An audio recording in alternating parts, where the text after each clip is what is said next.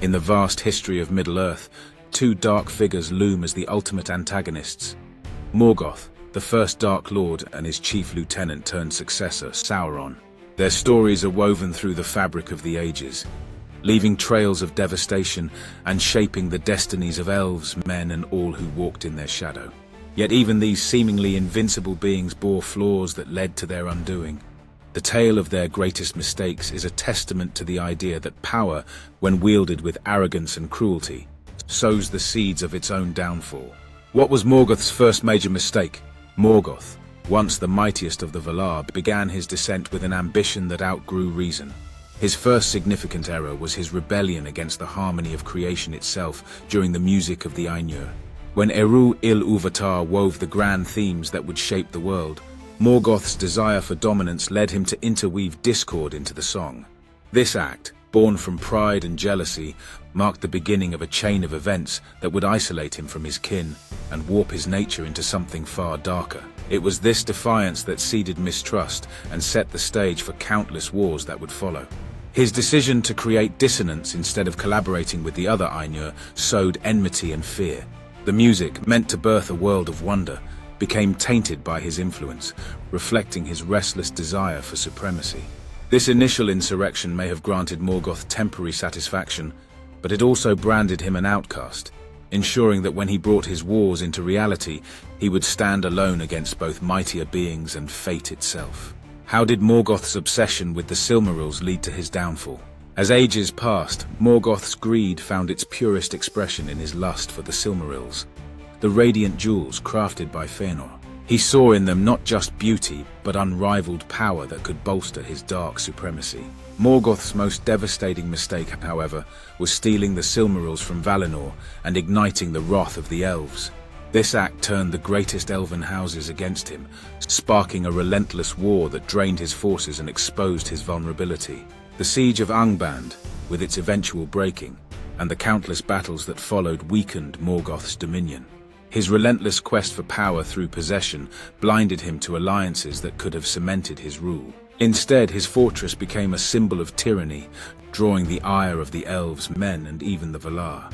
The cost of possessing the Silmarils ultimately outweighed their worth, a lesson Morgoth only grasped as he faced utter defeat at the War of Wrath.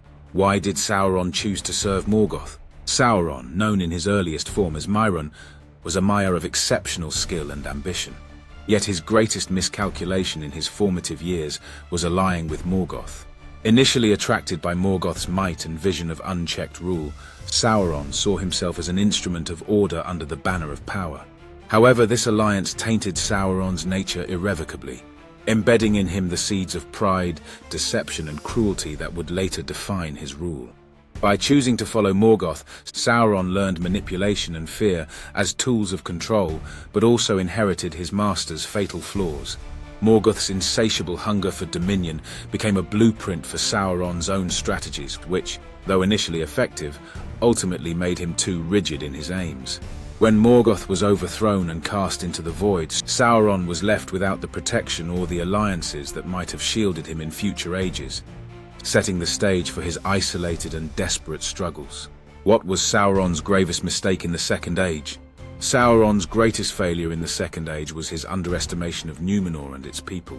His cunning led him to infiltrate Numor as a trusted advisor to King Ar-Pharazôn, where he whispered deceit and promised power. He succeeded in swaying the mighty kingdom into hubris, pushing them to defy the Valar by attempting to seize immortality.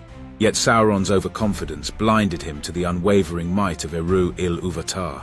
The island kingdom's defiance was met with divine wrath, and Numor was swallowed by the sea. Sauron's corporeal form was destroyed in the cataclysm, marking a turning point that stripped him of his beautiful guise. While he survived as a spirit, his gamble had cost him a formidable base of power and prestige. This failure revealed that Sauron's manipulative brilliance was matched by an arrogance that overlooked the supreme power of the divine. His narrow vision, bent solely on domination, became his undoing when challenged by a greater authority. Why did Sauron's One Ring become his ultimate mistake? The creation of the One Ring was Sauron's most ingenious yet fateful endeavor. Forged in the fires of Mount Doom, it held fragments of his own power and will, binding all other rings of power to his command. However, this act tethered Sauron's strength and very essence to a physical object. While it allowed him to dominate, it also meant that losing the ring would spell his potential end. This gamble, motivated by an unyielding desire for supremacy, was his most catastrophic error. The irony of Sauron's grand plan was that it allowed even the smallest being, Frodo Baggins, to challenge and undo him. Sauron's inability to comprehend the resilience and courage of those he deemed insignificant proved to be his blind spot. His fall at Mount Doom, with the destruction of the ring, demonstrated that power concentrated in a single, vulnerable point becomes a fatal weakness. The instrument of Sauron's might was also his doom. How did their collective hubris seal their fate? Both Morgoth and Sauron shared a trait that overshadowed their brilliance and strength: hubris. Morgoth believed he could twist the very fabric of creation to serve his desires, and Sauron believed he could achieve eternal rule through sheer cunning and force. This overconfidence led them to make irrevocable mistakes that allowed their enemies to unite against them. Morgoth's relentless pursuit of the Silmarils and Sauron's boundless ambition through the ring demonstrated that they underestimated the virtues of unity, hope, and sacrifice present in their adversaries. The legends of Morgoth and Sauron serve as a stark reminder that ultimate power often carries the seeds of ultimate failure. Their stories illuminate an essential truth: even beings of godlike stature are bound by their choices, and the most formidable of foes can fall when they underestimate the power of others and overestimate their own infallibility. What lessons can be drawn from the defeats of Morgoth and Sauron? The downfall of Morgoth and Sauron resonates beyond their individual stories, offering deeper insights into the fabric of Middle-earth and its recurring themes. One profound lesson lies in the limitations of sheer power when it is wielded without wisdom or empathy.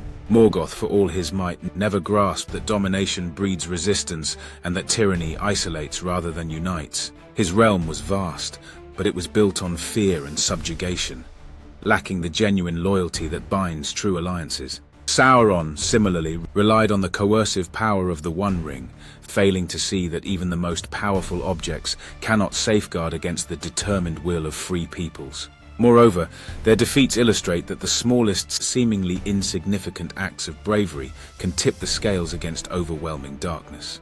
The collective defiance of characters like Beren, who dared to steal a Silmaril from Morgoth's crown, and Frodo, who bore the ring to its destruction, showcases how courage and sacrifice can achieve what armies and fortresses cannot. This lesson underscores Tolkien's central belief in the power of hope and unity, demonstrating that victory is not won by might alone, but through resilience, friendship, and the quiet strength of those often overlooked. The stories of Morgoth and Sauron's greatest mistakes echo through the ages, carrying lessons of pride, power, and downfall. They remind us that ambition without restraint leads not to glory, but to ruin. The mightiest fortresses crumble, and even the most cunning plans unravel when those who weave them forget that in their shadow, resilience and hope may take root and thrive. The fall of the two Dark Lords stands as a testament to the enduring truth that those who seek dominion above all else are often the architects of their own demise.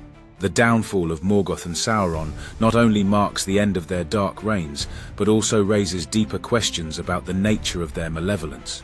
While we have explored their greatest mistakes and how their hubris led to ruin, understanding why Sauron embraced such a path from the beginning offers even more insight into the forces that shaped Middle-earth. What drove Sauron from being a Maya of great skill to the Dark Lord who sought to subjugate all life? Unraveling the motivations and events that led to Sauron's descent into darkness sheds light on his character and legacy. Click on the video on screen now to learn Sauron's story.